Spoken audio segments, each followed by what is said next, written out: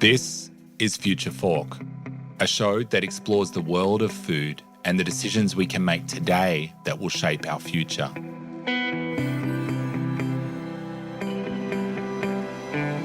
On the show, you'll hear from innovators in the food space. We'll have disruptive conversations with people from around the globe who are taking the lead on topics like food sustainability, ending world hunger, food security, and so much more. I'm your host, Paul Newnham.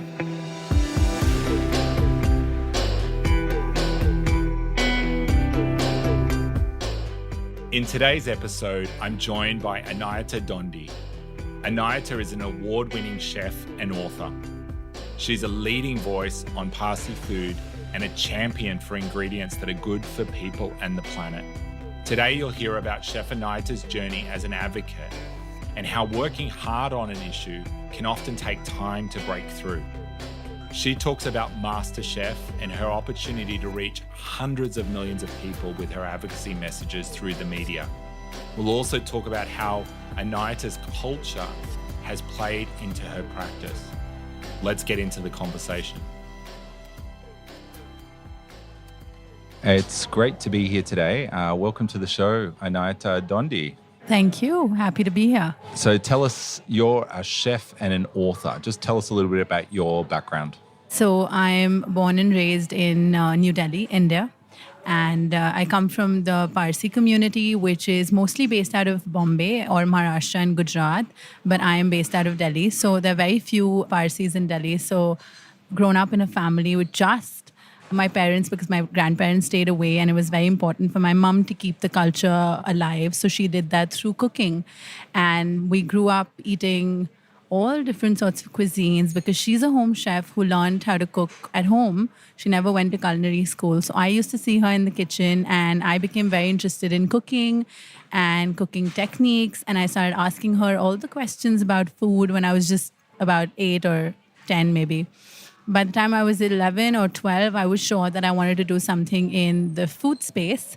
And, my parents saw that and they really encouraged that, even though there are hardly any women in the industry, in the F&B industry in India.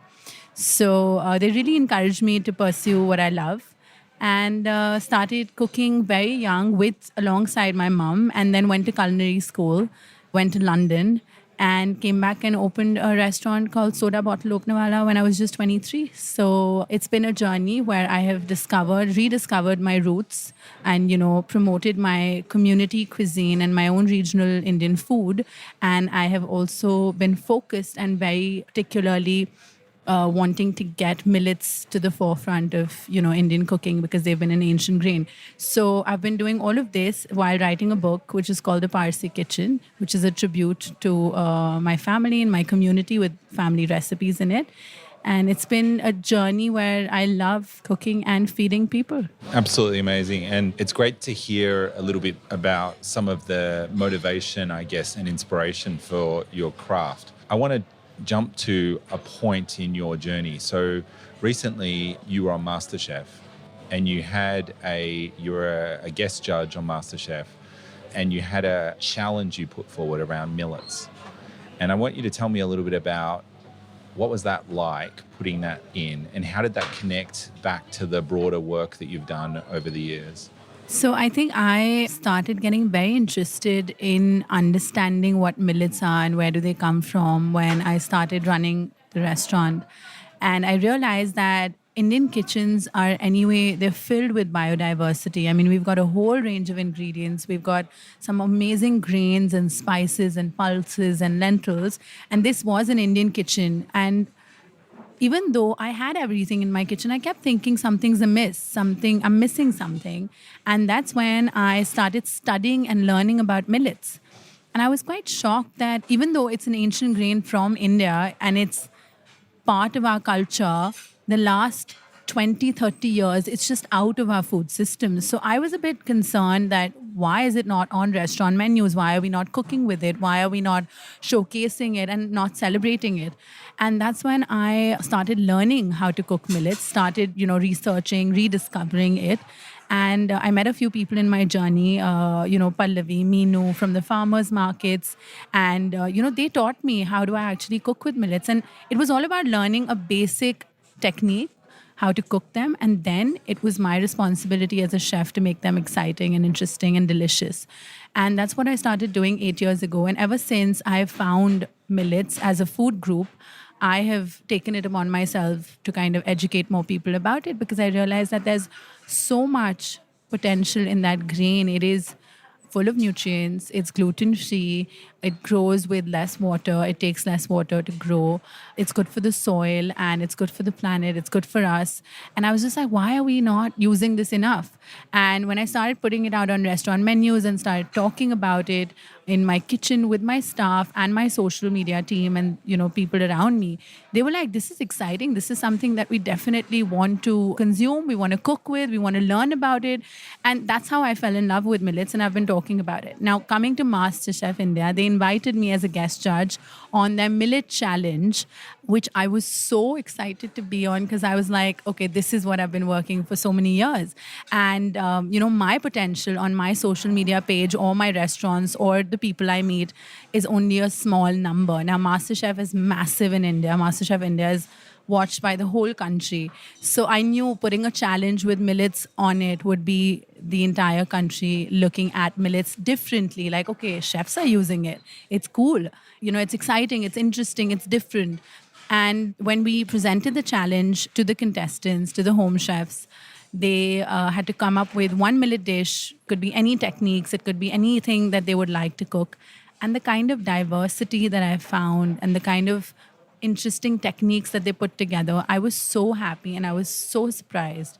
I was really happy to see that the contestants really embraced that challenge. And when we saw the final dishes, we were so happy to see millets being showcased as an extraordinary, which looked like expensive commodity, which was respected the same way any other ingredient would be. And all the judges were very happy to see that. And all the viewers back home actually started looking at millets in a different light. They started respecting it. They wanted to buy it. They wanted to use it. They were like, why are we not using it?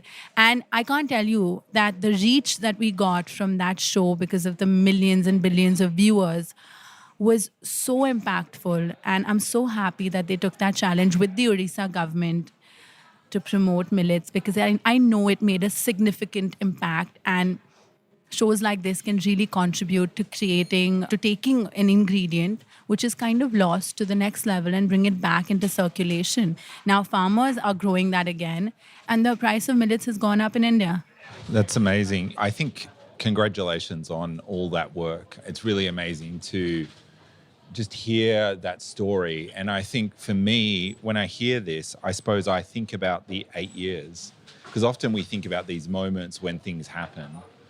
But I want to talk to you about the 8 years. What did it feel like working for so long, trying to push something, and then you get this one opportunity and all of a sudden was it a massive sense of achievement? How did that really feel? When you're working on one single product or you're working on a dish, it could be a concept, it could be a restaurant, it takes years of research, years of practice. Let me tell you, I had no information on millets. And I remember talking to my mom and my grandmom and being like, why don't we use it anymore? And they were like, we'd rather use wheat or we'd rather use rice. No one eats millets anymore. It was referred to earlier and even today as bird food. It's feed that's given to birds. And I was just like, but why? It's got so much nutrition. And they were like, yeah, because no one paid attention to it. And plus, everyone just cooks porridge out of it. And it's not like versatile. It's not exciting. It's not interesting. And that's when I saw the problem. And I was like, as a chef, I need to change that. And, that's where my knowledge and, my techniques need to come into play. So for me, those 8 years was all about discovering the potential of millets and, using it as a flour, making granola out of it. We've made cakes, we've made cookies, we've made biscuits. And let me tell you, we failed. We failed multiple times, but only when you failed, you actually come up with solutions to where you know there's a problem. And we worked on a gluten-free bread, which is as good as any wheat bread. That's something that I feel as a chef, we have to work on every single day. And because I did that, and I'm going to tell you that we had a lot of challenges trying to get people to eat millets, because they just had a preconceived notion that it's not going to be tasty. And I'm going to say this in Hindi, in the local language, that they said that ये तो मिट्टी की जैसे लगता है. That means it tastes like mud. And I'm telling you, this is what people thought. And they were just not happy eating. If they would see millets on a menu, they'd never order it. And now it's changed because we've been pushing boundaries every day. Coming up with exciting recipes on Millet Monday on my Instagram page is like, for me, it's a challenge that I give myself where I'm like, okay, this can be made with wheat or rice. Let me make it with millets and let me show them that this can happen. This can actually be cooked the same way and taste delicious. Because half the time, the battle is won once they've tasted it and they love it and they're like, this is delicious, I can eat it, they will buy it from the supermarket. So those 8 years were practice. It was all about education, creating awareness, loads of research. And the moment that I got to present the challenge really felt like an achievement where, I was taking steps towards it every single day. And it felt really good to be talking about it on such a massive scale. Absolutely. I wonder, as you're been through this process, what would you suggest to people that are doing their own kind of challenge, their own work? How would you encourage them and help them to think about the work that they're doing, particularly at the beginning when it sometimes seems like a very big hill to climb to try and make change on a big scale? I mean, I feel like a lot of times we can't see the light at the end of the tunnel. And, being in the food space from a very young age, for me, in the beginning of my career, and that's what I always tell students who have just started out, for me, it was all about learning in the beginning. I had to be a big sponge and read and research and most importantly, cook. I think today's generation forgets that you need to have your basic techniques in place to actually take on challenges that a kitchen would throw you otherwise. So I do feel that you need to find a niche where you need to know what is it that you would like to work towards. How would you like to contribute to society as at large? Because being a chef today is not just being in a kitchen. You have a massive role. There's so much that you can contribute. There's such a difference that you can make to society by the actions that you take. If it's not in your kitchens, and I tell that to a lot of students when they tell me hotels are so difficult, restaurants are such hard work. I'm like, if you don't do that, you'll never be able to run your own kitchens. It is going to take a little bit out of you if you need to learn something new. So my advice to anyone who would feel like, okay, I've been pushing the envelope every single day with what I want to do and talk about it and work towards it, but I'm not getting any end results. You just have to push through because you will see those end results. And I've been doing that with two things very close to my heart. One is, of course, talking about and popularizing Parsi food because I want the world to know that this small community has a massive impact and our food is very culturally different. It's Indian, yet it's got its own identity. And the second thing that I'm passionate about is millets. So for me, these two are close to my heart, and wherever I go, I'd want to take the flag of these two things high above wherever I go. And I feel like if anyone else has something that they want to talk about, it's all about A, working hard and creating that awareness, and B, making those connections and talking to the right people. And I feel social media can be a great platform where you can connect with people all over the world with similar causes, and you never know who might be able to help you spread the word more. Yeah, absolutely. And I think with your networks, you've built an amazing network. And obviously, social media has been a key component of that as well, and helping not only increase the reach, but also to build the community. And I think that's really key.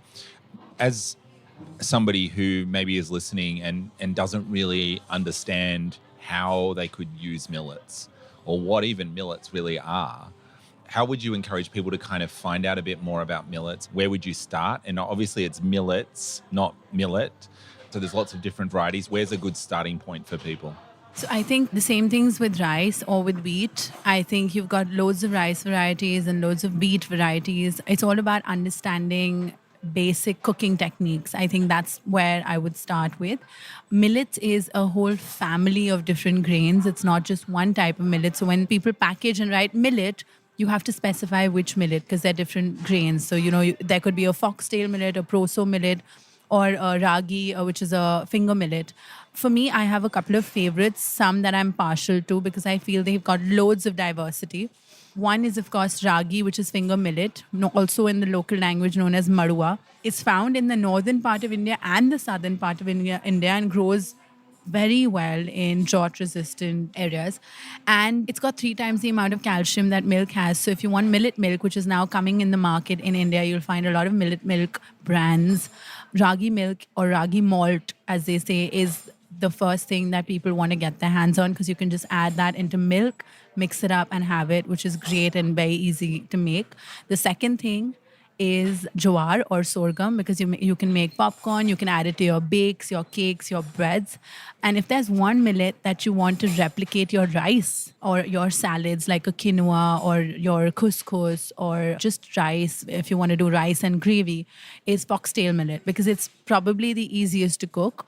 Just wash it, and this is my tip as a chef, wash it 3 times because it gets rid of the bitterness that sometimes millets have, and soak it for better digestion. If you have any gut issues, better digestion, soak it for about 30 minutes. And when you soak it, after that, you just have to cook it the way you would cook rice in double the amount of water. And it's ready in 15 minutes. So these are the 3 millets that I would say use it depending on where you want to. But foxtail millet would be the easiest. So you can use it in a salad. You can just use it as rice. Very easy to cook and very delicious.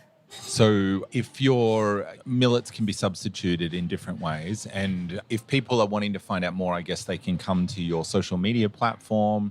Your cookbook obviously is also another great resource.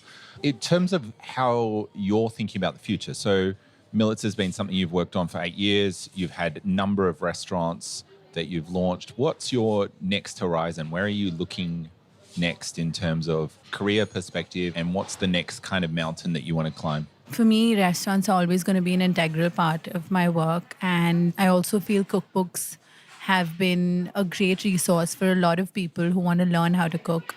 So I'm working on my second book, which I'm not going to reveal the name of the book. But let me tell you, it's got to do with a lot of different grains. And it's something that I'm really passionate about. So I want people to have a diverse plate of food with, loads of different ingredients and also know how to cook grains perfectly, because I think what happens with us as humans is we just get stuck to 1 or 2 things that we find very palatable and we want to, keep using that. So I think, as a chef, I want to change that. I want to get a lot of diversity onto plates, and I want to do that through my menus in restaurants and my cookbook, which is something that's happening side by side. I also want to increase the amount of beans that we use, even though I know in a lot of my restaurants, I do put bean menus, like dishes which have beans in it. But I think we can use beans in so many more exciting ways. So definitely adding more beans. On social media, we've got Millet Monday with millet recipes. And on Fridays, we've started Beanie Fridays with peas, lentils, and beans. So on Fridays, we do Beanie Fridays. So I think I'm going to continue doing this because I feel that there's a lot of love and people are looking for resources where they can tap in. And I feel like I can be that person who can share that with them. So yeah, that's my plan. And I hope to continue doing all of these things.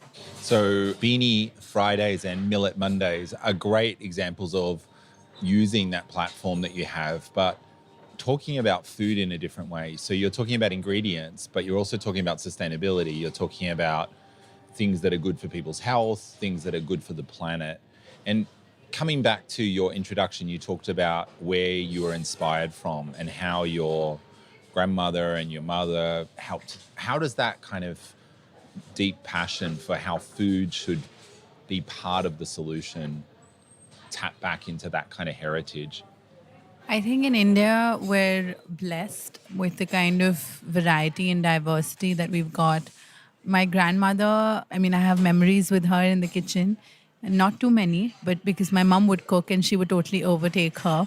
But I do have memories with her, and those will always be special, and those will always remain childhood memories, which I'd go back to.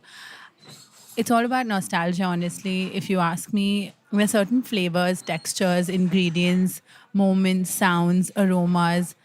As soon as you hear them, feel them, smell them, they'll transport you back. And for me, I feel my mom's kitchen and growing up in a home where food was such an important, it was, for her, it was all about giving us those diverse palettes. it's always going to be my foundation. It's always going to be very close and, deeply etched in my heart, because that's the first place I picked up a knife, the first place I, kind of used a pan, made my first egg, the first cake. I remember making this Spider-Man icing on my brother's birthday cake, and I was 10, and I drew an entire Spider-Man freehand with icing. And my mom was like, what the hell just happened? Like, how did you do that? And so she saw potential, and, I will always credit her for seeing that and seeing how passionate I was at such a young age. So it's going to be my foundation. It's always going to remain that. And I'm grateful that I got that at an early age, because it helped me follow what I do every single day. And I love what I do. I can tell. I always like to ask, what's a food memory that's been recent? Something you've eaten, a meal that you just really is sticking in your mind from the last little while? Some sort of food memory. Tell me, what's something that stuck out to you that you're like thinking about? Something that you've eaten? Where were you? What did you eat? So this is, maybe I was about 12, 13, and I was at my grandparents' place in Allahabad. I mean, it's not a small town, it's a pretty big city now, in Uttar Pradesh. And all our summer vacations were spent with our grandparents. We used to be there for a month. And they had a beautiful garden with lots of fruit trees. They had guavas and mangoes, and I don't even remember. I mean, all sorts of things. And I remember going, with my granddad, because he loved gardening, and he's no more now. But I remember him taking me to the garden every single day and showing me what's grown. I think I get my little bit of farming from him. He was so passionate about his flowers and plants. He never let anyone touch them. So there was this one day where he told us to pick some mangoes. So we were like on a ladder getting these mangoes off the trees. And I don't know if other people do this, but mangoes are usually kept in a big bowl of like cold water, because it actually cools the mango down and it doesn't like heat you up, so you don't get like pimples and blisters in the summer. So we put them into this big bowl of ice water. And I have this picture of me and my brother. It's in my cookbook as well. We're sitting and we're gorging on these sweet, juicy mangoes. I remember that day so clearly. And with the leftover mangoes, there would be mango shake. There would be a mango jam, which we would make. It was not the women in the kitchen who were cooking. It was my granddad and his brother who would do all the cooking with the mangoes, because it was a prized possession.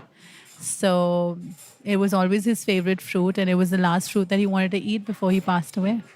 Thank you for sharing that story with me. Thank you for being on the show, and thank you for this conversation, and thank you for all you do. And looking forward to hearing more about the impact that you're having. And if you're listening, follow along, and I'll put the details down below.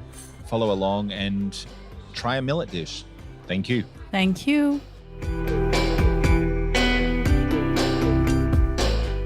You've been listening to Future Fork, a show that explores the world of food and the decisions we can make today that will shape our future. Future Fork is produced by Disruptive Consulting Solutions and supports the SDG2 Advocacy Hub.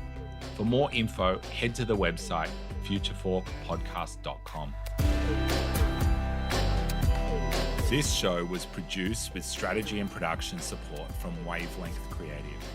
So you don't miss an episode of Future Fork, make sure to subscribe to or follow the show in your podcast app.